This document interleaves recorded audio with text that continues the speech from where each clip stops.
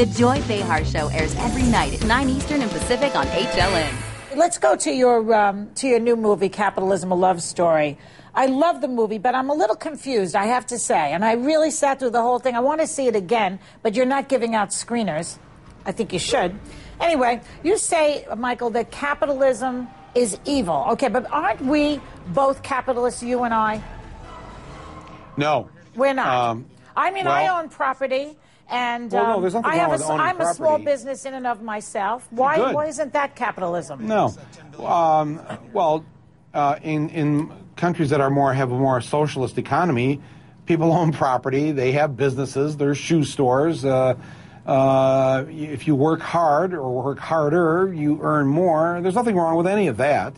When I say capitalism, I'm talking about what it has become, what it is now, not the version that used to be on Andy of Mayberry, but what it is now, which is a legalized system of greed. And it's a protection system for the wealthy. They've got their Ponzi scheme, and it's essentially a pyramid that's set up so that only the wealthiest 1% are at the top of that pyramid, and they actually have as much financial wealth right now in this country as the 95% under them. Yeah. 1% equals 95%? I don't think so. Maybe it's really corporatism you're talking about, and maybe what it needs is more regulation. Rather than saying that capitalism is evil, it's the fact that it doesn't have enough regulation, that it's the systemic evils within the system. Right, except people have been saying for the last year since the crash, we need more regulation. How many regulations have passed in the last year? None. Why? Because capitalism isn't going to allow those regulations to be passed, because the bank lobby has made sure in the last year that they don't have to follow the rules. Even after they brought the system down, they think they can just continue on, and they've now found new ways to do derivatives and all these other crazy financial schemes. It's a beast that cannot be tied down. And to try and reform it at this point, I think it's too late. You do. That's rather depressing. Yeah. No, it's not depressing. It's like, the way I look at it is that capitalism is a 16th century economic philosophy. Socialism is a 19th century economic philosophy. Let's quit talking about the past. These are old philosophies. We're in the 21st century. Can't we come up with something new, a different economic order? We'll have to think of something else. Yeah, you and I aren't going to do that. We're not economists, but doesn't your common sense tell you that we could do better than what we're doing right now? There's been a lot of talk about capitalism versus socialism, okay? And here's a sample of the rhetoric that we're seeing on the right. Take a look at this. This is why everybody in this room is so ticked off. I don't want this country turning into Russia, turning into a socialized country. Yeah.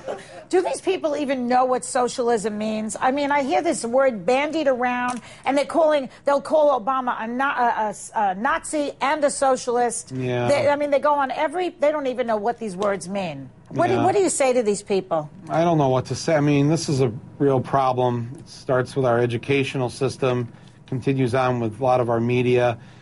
We have a semi-literate country now. There's 40 million functional illiterate adults in this country right now, which means they can't read and write above a 4th grade level. And that's just on my show. but seriously, it's a real problem. And National Geographic did a poll a while back, and they asked young adults, 18 to 25, to find Iraq or Israel on the map, and it's like upwards to 80% of them couldn't find it. 60% couldn't find England on the globe. And 11% couldn't find the United States on the globe. Well, maybe these kids should be going to school longer. Something's being proposed right now that kids should go to school for, till 6 o'clock at night, and maybe just work the school year till the middle of July. And nobody wants to do that. No, I don't want to do that either.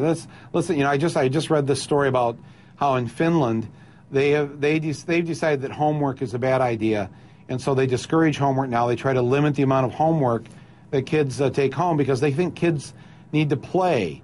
They need to get out and socialize with other people. And part of the problem they see in societies with people not getting along and not being able to function with each other is that we've taken away that time after school where you learn to get along with everybody, Instead, you're inside. I don't know if you know, kids are, I mean, when my daughter was in high school, these kids are up till almost midnight doing homework. Yeah. It's absolutely crazy, and so Finland has essentially reduced it quite a bit, and their test scores have gone up, and now they're, in a lot of ways, they're at or near the top of a lot of the testing that goes on in this world. I wonder how much ice skating they learned there, too. Yeah, well, you know. You know, Michael, when I was a kid, I liked school because I was scared to go out in the neighborhood because a bunch of girls always wanted to beat me up. So I would have liked to stay in school and take more art classes and more gym classes. And, you know, I don't really feel I'm against that sort of a long Well, I don't know. I mean, did the girls beat you up? No, because I was just as tough as they were. There you go. Okay, thanks, Michael, for coming on.